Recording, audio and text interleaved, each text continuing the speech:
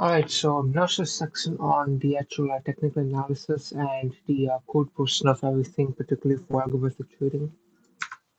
To start off with, I just wanted to show Beyond Meat and watches.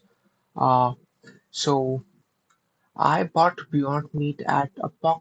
I believe I put in the order on this day after hours, and it got filled possibly at around this point at about $58 or so. And about a month later, 3 weeks actually, perhaps on this exact day, this is when I was wanting to sell it, but the theoretical price was not corresponding to the actual price I was able to get, and which is why I ended up not selling. And I actually remembered these days quite well, actually, and it was quite unfortunate. But what I'm thinking still is that hypothetically, if I didn't buy call options that have an expiry, and I believe the expiry for mine would have been like, I don't know, somewhere at about this time point probably. If I would have bought stock, then I would have bought at about $58, and by the time the next earnings would have happened, the stock would have been at $80, and I'd literally be crying myself to sleep because I lost quite literally half my money. So since I went with options, I had a limited one contract was approximately $8, so $800 was my max loss, and my max upside. My plan expectation was that at this point we would go and have another spike just like this one right here. So I thought that I could probably get a solid several times return or something along those lines, depending on how high I would sell it. So this is the good thing about options. It limited my downside because if I would have had stock over here, I would have been very unhappy. But since my downside was limited, it didn't actually matter to me whether we went to here or here. I lose the same amount. And if it would have went to zero, I would have been pretty happy because I'd be like, oh, thank God it didn't buy the stock itself. Anyways, now let's look at our watches.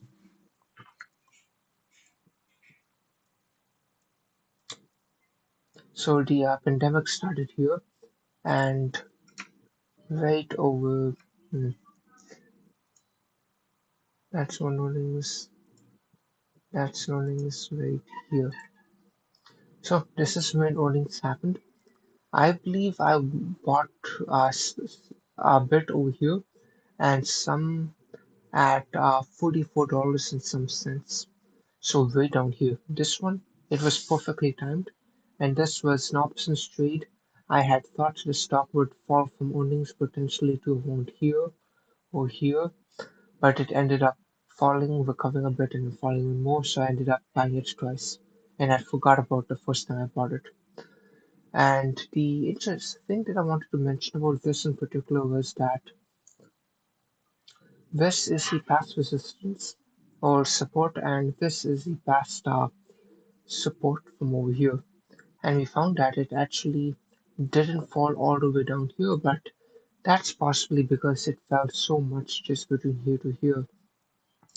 And the thing I'd like to note is that it went to the on a daily chart, CCI 40-day, it went to negative 200. If the other CCI that people look at is the 20-day, and for the 20-day, it didn't quite. Okay, for this, it did go below 200. For this, it hovered at around 140. And right now, we see the same thing at current time. This is at 140. However, if I go back to one, if I go back to the length of 40, we see that this still has room to fall according to the CCI. Uh, there's two main interpretations of the CCI. One is if it's below zero, it is bearish, and if it's above zero, it is bullish. Now, the other interpretation is that you should buy, let's say below 200 or below 150 or below 100, something along those lines, and you should sell when it's, let's say, when it gets to 230 or whatever. I actually automate this through code, so just later on. But as for this right now, I want to buy Rogers, but what I'm thinking is that the CCI has not bottomed out. An interesting feature of the CCI I will mention is that at times the CCI will be flat while the stock itself is actually dropping. I don't see any good example of that right here, but if I was to go to XEG, which is ETF of Canadian energy stocks,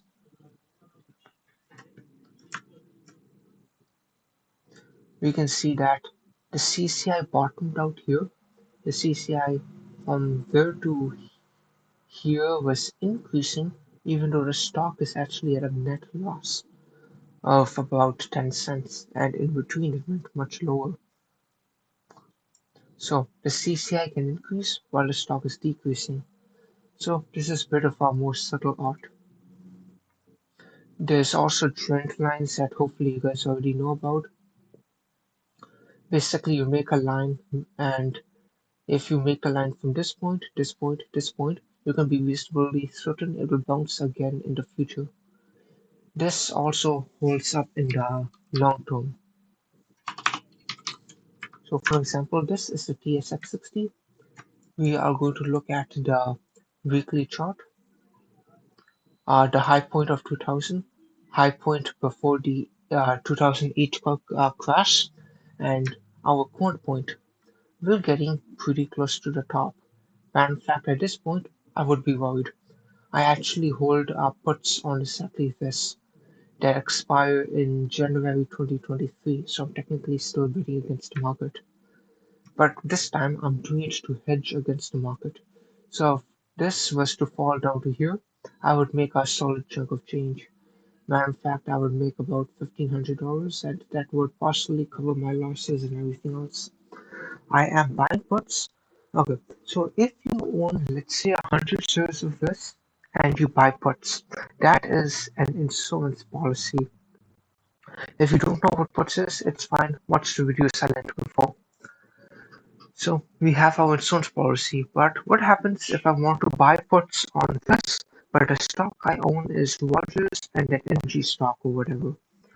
Well, I have a really hand-wavy theory that we would take our uh, dollars in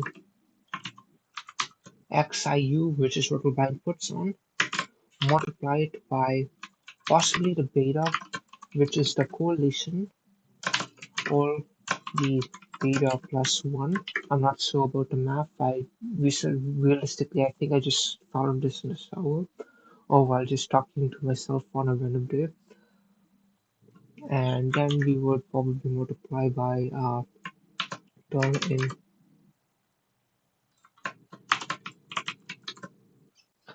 I'm pretty sure this would be approximately the formula.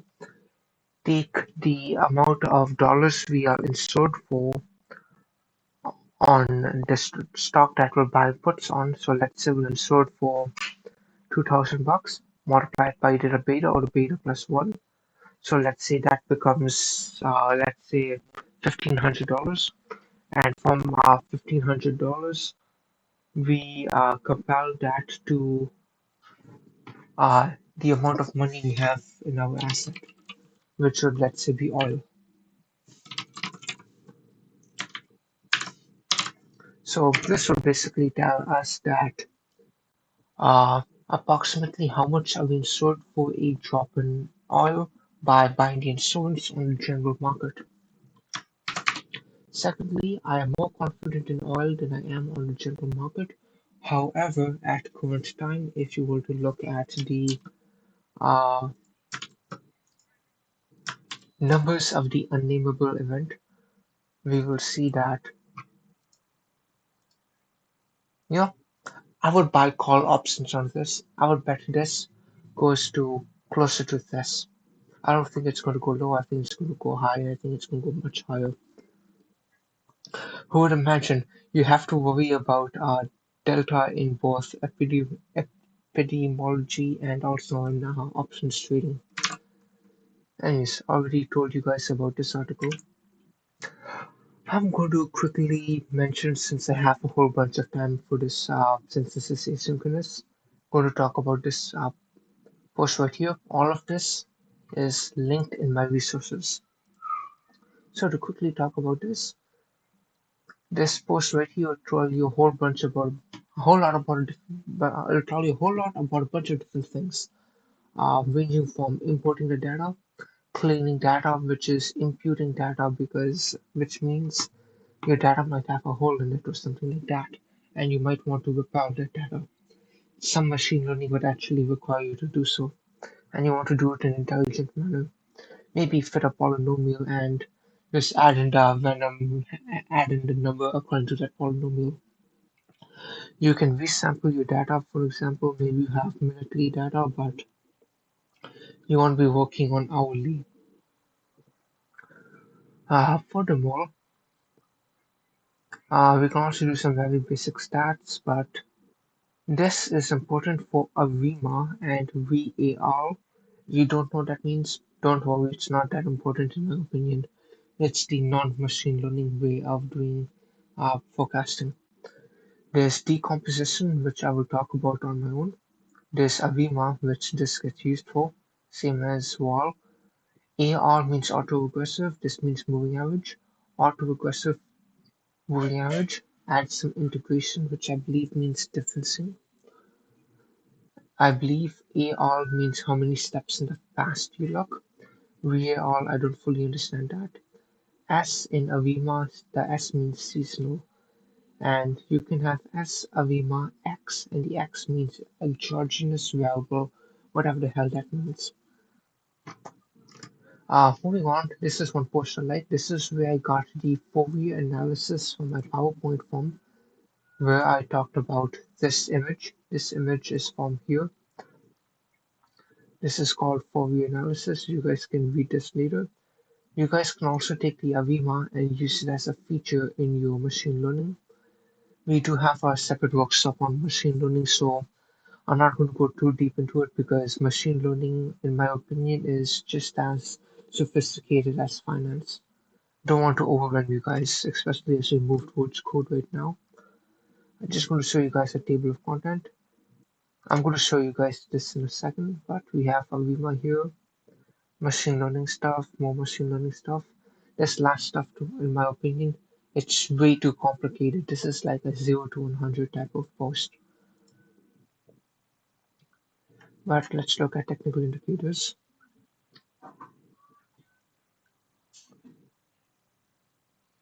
So you can get the moving average by doing a pandas data frame dot rolling, specify the window, specify the mean. Now you got the rolling average. You can manually compute the MACD, and the MACD is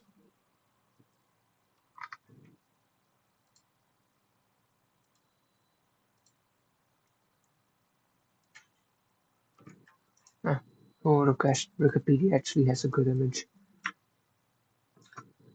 So you have the over here you have the 26 minus the 12 moving average.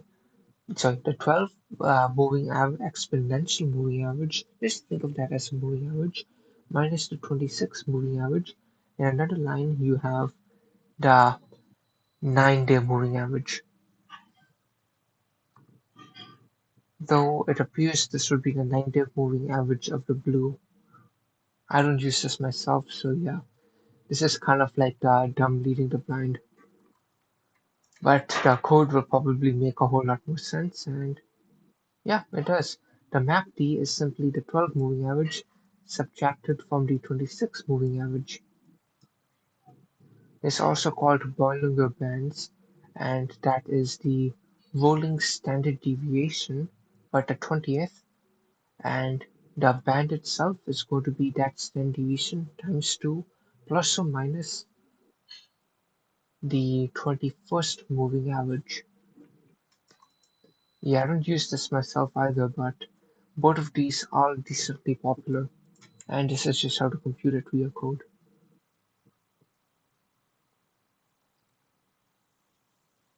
tiny bit about fundamental analysis, but it's not very meaningful. And yep, that's it for this article. This one is code I'm not familiar with. I'm just going to show it to you guys because maybe it's needed for an experiment you want to try out. Let's just see if there's something interesting. Okay, Holtz is a popular smoothing method, but it itself will just give you a flat line. It's not very meaningful. This Holtz with dampening. This is just a shit ton of math I don't even understand, but uh, relative to machine learning, it's not that complicated. I just don't know what the phi means, but it appears it's a exponential sequence, so might be related to polynomials or something. You can have one form of Holtz, which is a line, another form of Holtz, which is just a naive guess, which is a horizontal. There's something called Holt-Winters, which incorporates a seasonal component. So Holt-Winters will actually have like actual oscillations, which is nice. And we can see that hmm, I can't tell if this we see the real data or not. I guess purple is the real data, but we can see Holt-Winters. This is weird. We have purple here, but purple here means something else. So it's not actually the testing data that we did not use to train on. I don't think this example is particularly that good, but it's from a legit course, so that's why I'm showing it. You can have seasonal AVIMA, which I think is a lot more meaningful and useful in real life. We're going to skip straight down below, and here we can see the forecast. I think this forecast is half decent. And right here, and this code will explain how to do it. I'm not familiar with the statistical way of forecasting. I prefer the more computer science method of machine learning. Technically, this is machine learning, though technically might be hookers. No point in getting stuck in semantics. Uh, Another quick code I'm going to show before I'm going to show my own. This code will show you how to do this. I'm not sure if it's a moving average, but it looks like one. So I'm like, I don't know why this guy did that. Must be for educational purposes. You can fit your model to the data as you would expect. You can predict the next. It's literally a straight line, so I don't think by any means is this impressive. And yeah, now for my own actual code. This one's seasonal decomposition and detrending. So we have airlines data. This is an ETF on flights. Here's how to see what the ETF holds.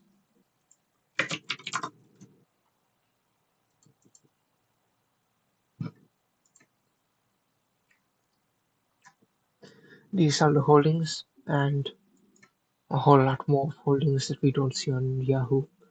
That will give you an idea of what it holds. So let's move on. We plot our data. We can get the trend using some. We can use this one thing called the HP filter to remove the cyclic component. So we have in purple, so in orange, we have the trend. We have in blue the stock itself.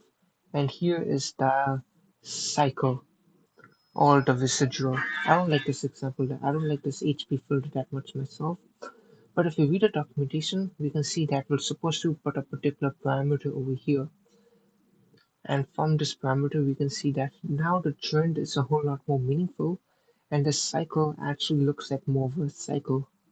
So what you could do mentally is to be like if the trend is non-negative, if it's flat or positive, you would trade based on the cycle, and the trend is just the underlying thing that you just don't worry too much about. The trend is just a motivation for you to keep holding, but active trading would allow you to buy low, sell high, buy low, high, buy low, high, buy, sell, so on. I accidentally said high a second ago, my bad. Uh, Furthermore, we can do this other method, statsmodel.tsa.seasonal, and here's what it looks like.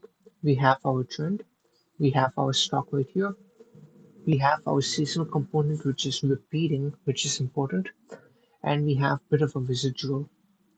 And if we were to take the trend plus seasonal that I label seasonal because I'm lazy, I made this change a few days ago, and we have our stock itself. So the trend plus the seasonal once again is this plus this equals this line right here, the blue line. And the blue line plus the residual is going to be the observed, which is once again the stock itself. So yeah,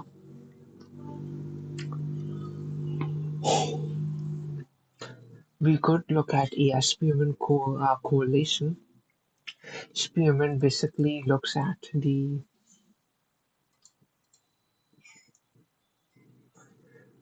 right. So it looks at when one thing is monotonically increasing with respect to the other.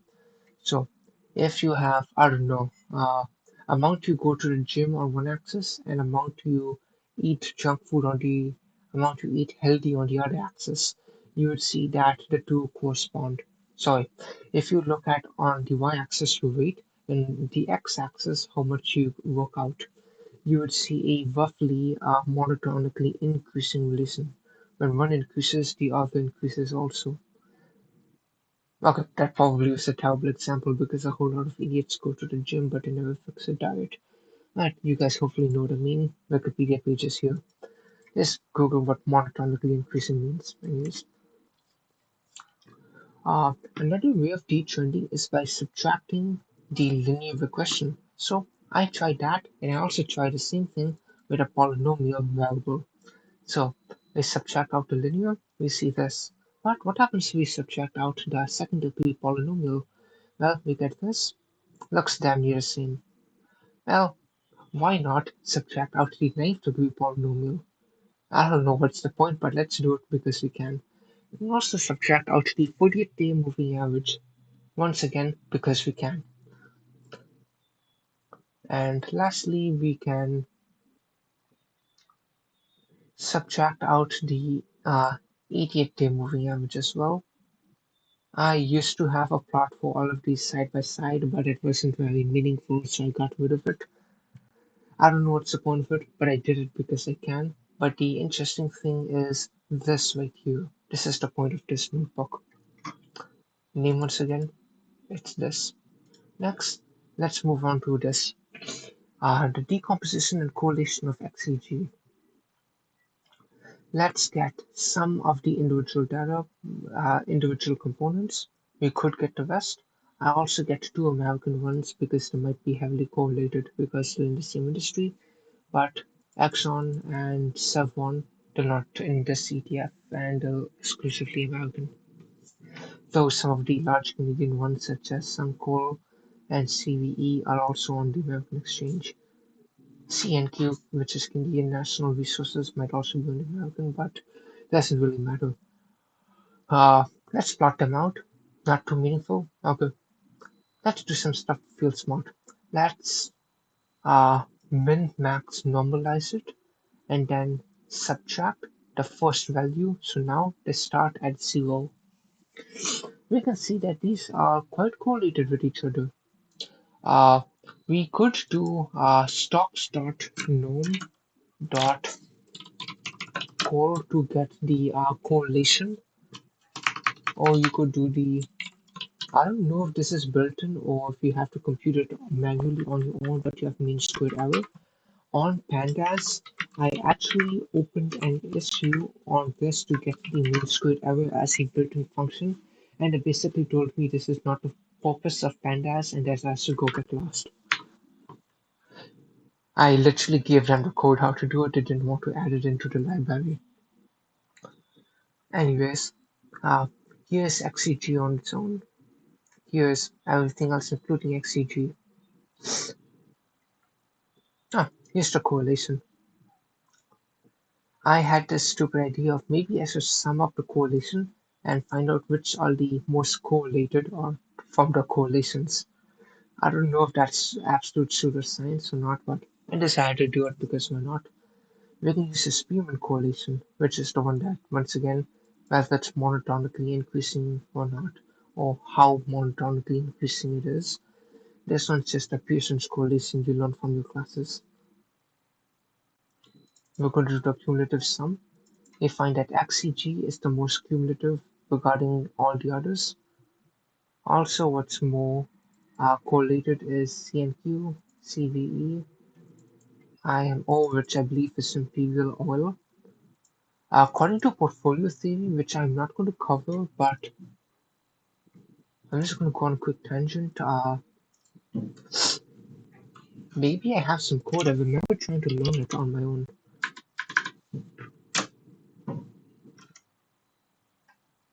Hmm.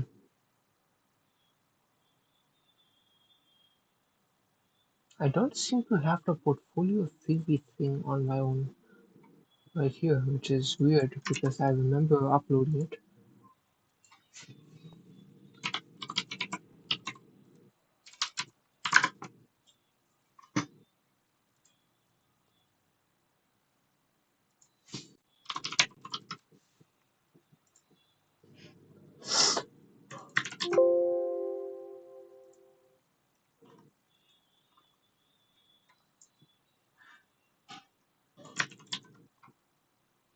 Nope, for whatever reason I can't find it.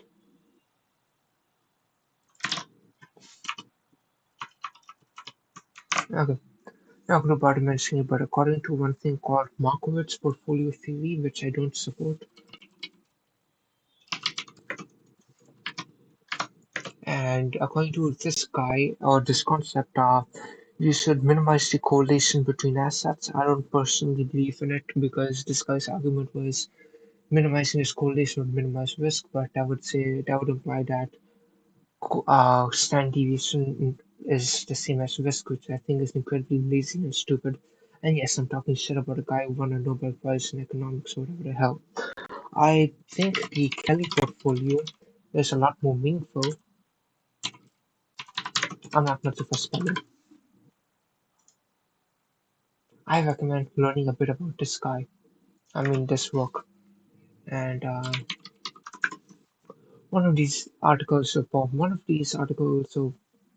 PDFs will be meaningful and hopefully help you out.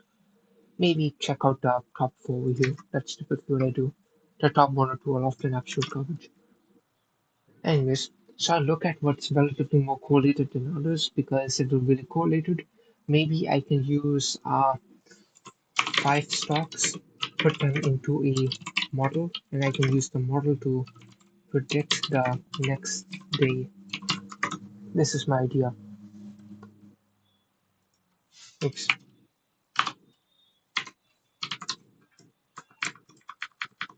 Take five fish stocks plus maybe other data, put into a model, predict the next day. I drop what I don't need, keep what I want to keep, plot it. Okay, now it's a bit more meaningful.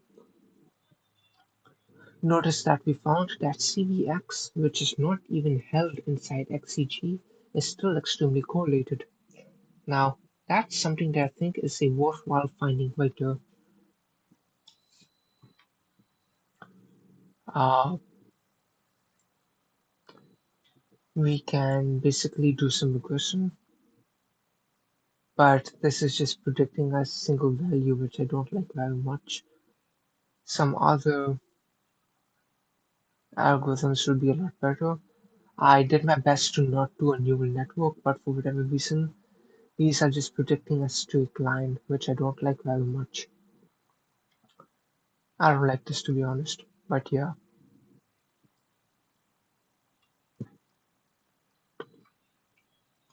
Basically, what I recommend is take the five that I found over here and put them into a neural network, which I have a completely separate notebook for.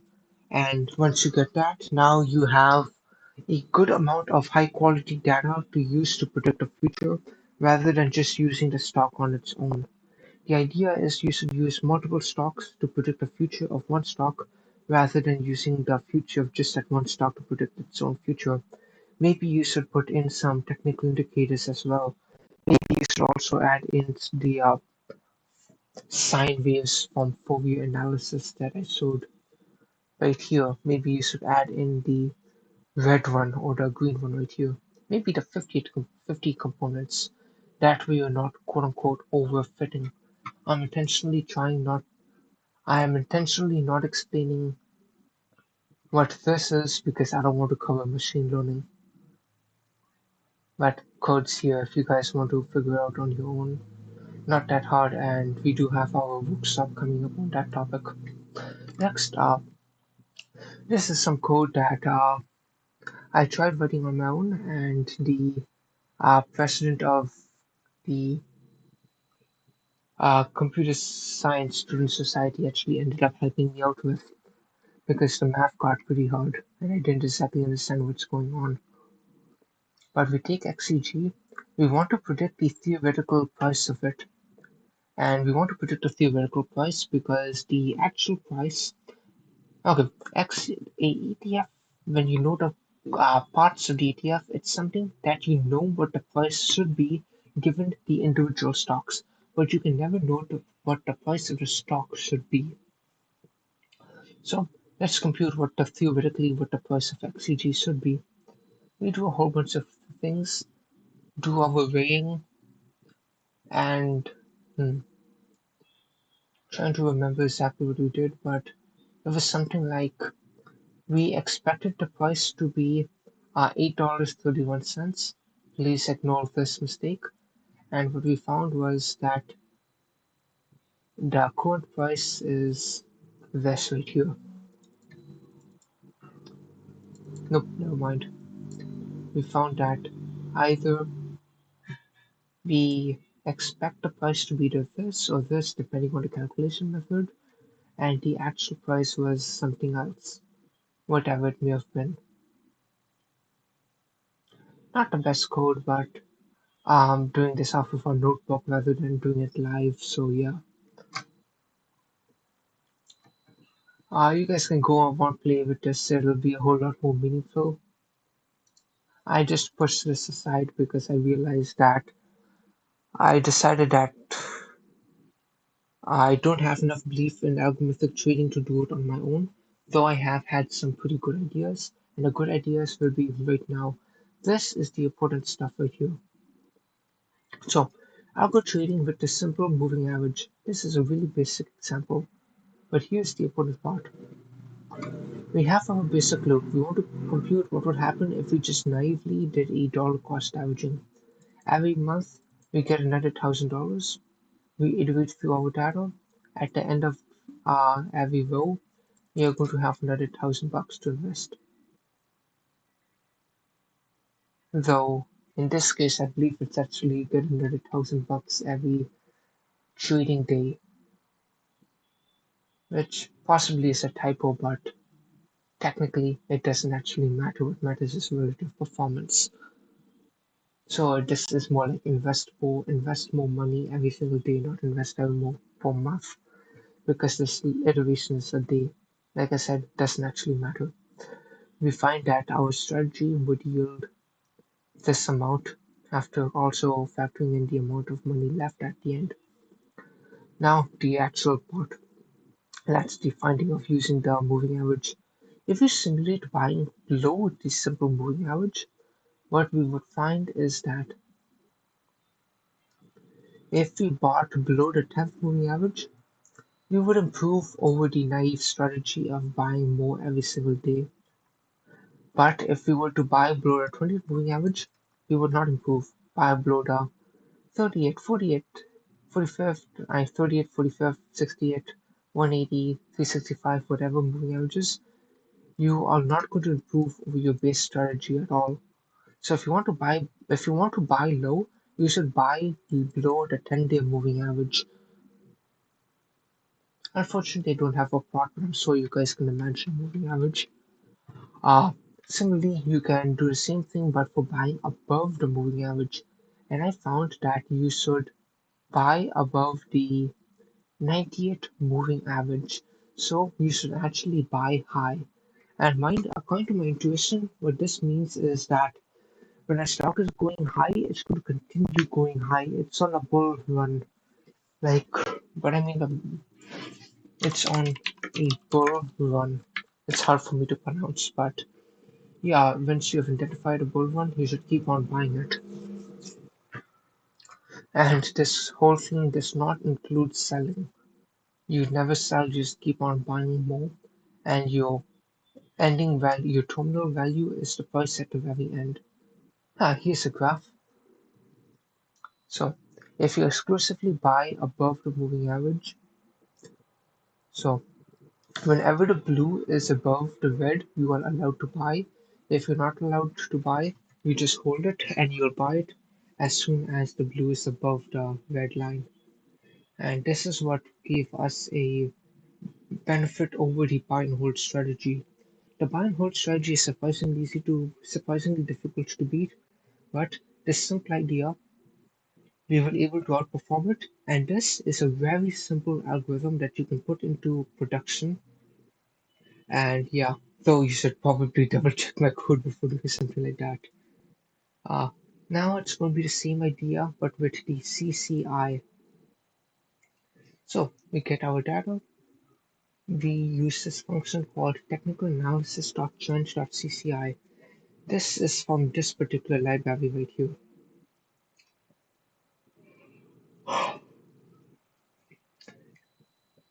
It takes in the high, low, closing price, a window, and a constant. I'm not sure what constant to choose, and I'm not entirely sure whether to use window of 20 or 40. But I plot this down here, and I just used my intuition to try to figure out which one I wanted to use, and I decided, okay, I'm going to use the fourth one because, hmm, okay, if you uncomment this line, the first one will be different, and that will show my intuition right here, and I end up choosing the fourth one, which is the third plot right here. So, and by the fourth one, what I mean is window size being 40 rather than 20 or 30. So I use a window size of 40. We want to plot when the stock is under the CCI, and we're going to select some parameters. So what this plot is that we see these green dots when we are below a negative 75 CCI. That's what it looks like in this chart right here, graph right here, and here's what it looks like on the stock. So imagine if we were to buy below the 48 CCI, so when we were to buy below negative 75 on the 40-day CCI, and we were to keep on holding. Well, let's do what we did in the last notebook. Simulate a buy and hold strategy. We see we can get this number with a total invested of this. But who said that we should really use 75? That's just a number I thought of. We should use a double for loop to figure out what is indeed the best. So I do that, whole bunch of computations, and I found that the total is less than the result of no strategy, but I think I may have a bug in this code. I'm not very confident in it. It had a bug in it before I tried fixing it, and yeah, I haven't worked on algorithmic trading for like a year or so. But below, I will show why this idea is also worthwhile. So over here, we have this one function called test. If we are if the CCI is above our upper bound and we allow selling, we will sell. And if the CCI is above our lower bound, then we will buy. If the CCI is greater than our lower, which is like saying our lower is less than the CCI. Hopefully that's not a bug, but I'm not good at thinking or presenting, but anyways, let's move on. I trust my past code.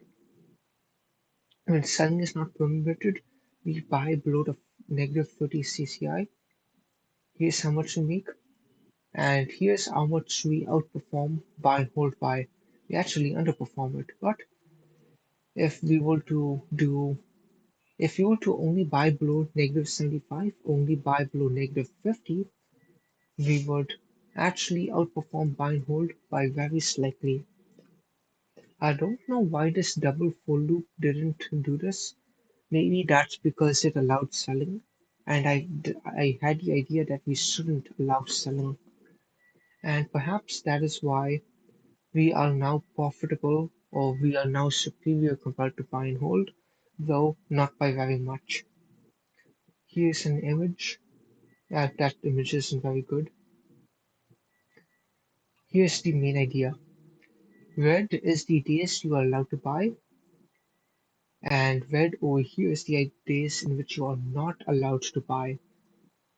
And basically, in conclusion, if you were to, okay, I'm just thinking, how do I say this in a way that most people understand? If you were only allowed to buy when the CCI is less than 75, if you are only allowed to buy on these green days, you will outperform buy and hold by a very small amount, but the benefit is psychological. I do not have financial justification to call this worthwhile, but I do have psychological justification to say it's worthwhile. Anyways, that's it for me. I do definitely have some more code that is actually on prediction, but the algorithmic trading I've done is what I personally refer to as signal based. And you can take signal based and you can combine it with forecasting based. So you would have your technical indicator that would give you a so-called vote, and you'd also have a vote from whether you think the next 3 days, the prediction of the next 3 days is going to be greater or less than what it currently is. And that prediction would just be some basic machine learning. Let's see if I have some nice code for that. This code is definitely way too complex, but it is good code. First, I'll just quickly run you guys through this code. You guys can use the polynomial to predict the future. You can use the moving average to predict the future, which I believe is a complete failure. Yep, it was. Might have been my code, to be honest. You can use Avima, which I'm not that familiar with.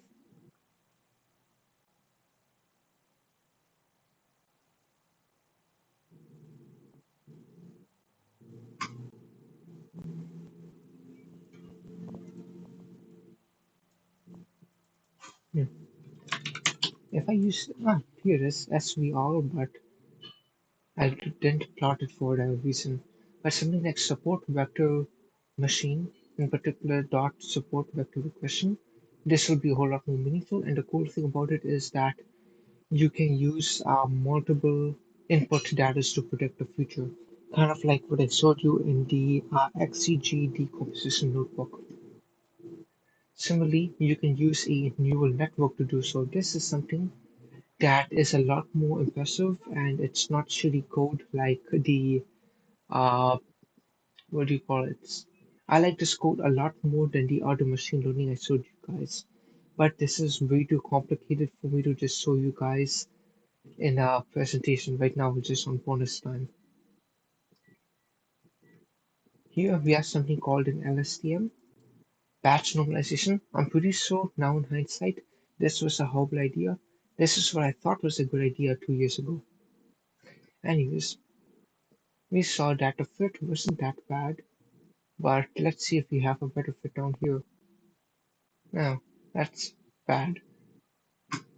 I was hoping we'd have a better fit than that, but yeah. And neural networks can do a lot better, and my good code is, you know what? This is recorded. Let me show you guys this code right here. Wall Street Bets underscore LSTM. This was a class project of mine. We have a cool little poster. We took the we took the words that Wall Street Bets is comprised out of, we made those into vectors, and we used those vectors, a whole bunch of stocks, to predict stocks. That's basically what we did. Here's our paper. This code is something that you trust. All this code down here, this is shit I wrote during my first internship in summer and fall 2019. Yeah, not the best. I've done some maintenance, but yeah. The last two algorithmic trading notebooks, those I actually went back and improved on just to make both of those technically something that's superior to buy and hold. But like I said, buy and hold, surprisingly difficult. Let's go to baselining. Let's look at that. Let's look at this. These are just forks of what I already showed you, but I believe this is forks that I actually spent a bit of time on. Let's see how good of a here's a decent plot. So we have our prediction and we have our observation. So the prediction wasn't the best, but it wasn't horrible. But we do have a model of what we did, and if you were to spend a good amount of time on, you could probably outperform this by hmm, with more data, you could probably outperform this prediction right here.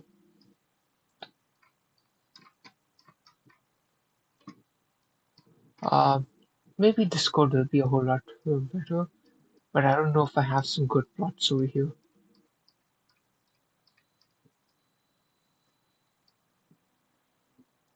Well, here's our neural network compared to the output of a neural network compared to the testing set. So one of these, probably the orange, is neural network. Blue is the data of the stock market in the future that the model did not know about. So we can see that the first few days, there's a bit of an offset, unfortunately. You can correct that by hand, I guess. And it's relatively in the same direction, which is definitely excellent.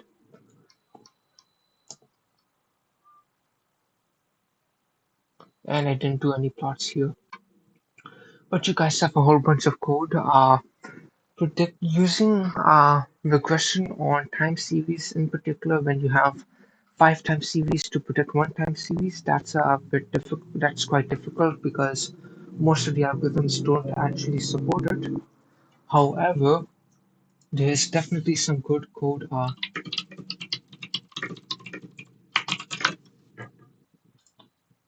Let's see if any of these has some better visuals than my own work.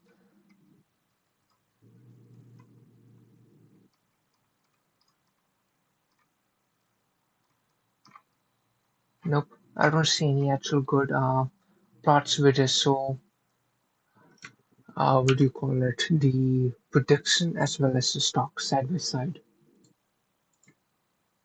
If this website tells you to sign in or you've reached your limit, clear the cookies, reload. There it is.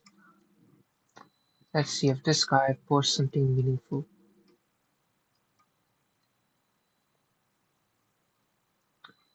Nope, article is absolute garbage. I'm trying to find you guys a good plot of how good machine learning can be, though this is completely out of scope for this presentation.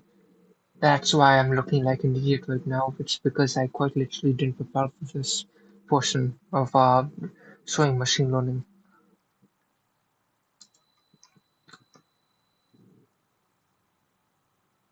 Nope.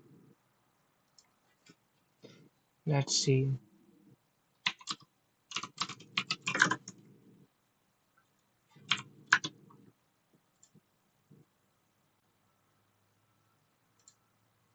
This is a good image finally.